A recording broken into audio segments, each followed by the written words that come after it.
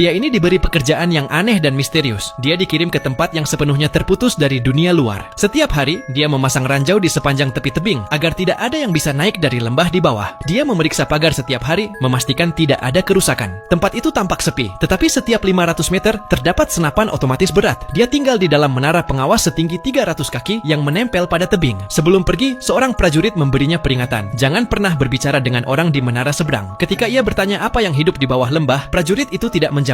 Sebaliknya, ia menekan detonator dan melemparkan ke dalam lembah. Beberapa detik kemudian, ledakan menggema diikuti oleh jeritan yang mengerikan. Prajurit itu hanya mengatakan satu hal, mereka disebut Hollow Man. Lalu dia pergi, meninggalkan pekerjaan itu padanya. Pria itu harus berada di sana selama setahun penuh. Tidak ada kontak, tidak ada percakapan. Ia hanya dijanjikan kebebasan setelah pekerjaannya selesai. Sebagian besar hari dihabiskan untuk memeriksa pagar dan memastikan tebing tetap aman. Namun suatu sore, ia melihat sesuatu yang aneh. Seorang wanita sedang memotong kayu di dekat menara seberang. Wanita itu sadar ada yang mengawasi dan berbalik melihat ke arahnya. Pada saat itu, ia teringat ucapan prajurit sebelumnya. Jangan pernah berbicara dengan mereka. Malam itu saat badai, dia melihatnya duduk di dekat jendela. Wanita itu juga melihatnya, lalu memadamkan lilin. 3 bulan berlalu, tiba-tiba sebuah tembakan terdengar. Wanita itu menembakkan pistolnya, lalu mengangkat papan, bertanya namanya. Pria itu mengambil sepotong kayu dan menulis jawaban, bahwa mereka dilarang berkomunikasi. Wanita itu tersenyum, lalu mengangkat papan lain. Namanya Drasa, dan hari itu hari ulang tahunnya. Pria itu mengangkat gelas dan bersulang untuknya. Untuk pertama kalinya, ia tidak merasa sendirian. Kemudian keduanya mulai berkomunikasi melalui isyarat. Namun tiba-tiba wanita itu menunjuk ke bawah dan terlihat bayangan gelap merayap dari lembah. Untuk pertama kalinya dia melihat makhluk-makhluk itu dengan matanya sendiri. Dia segera meledakkan ranjau.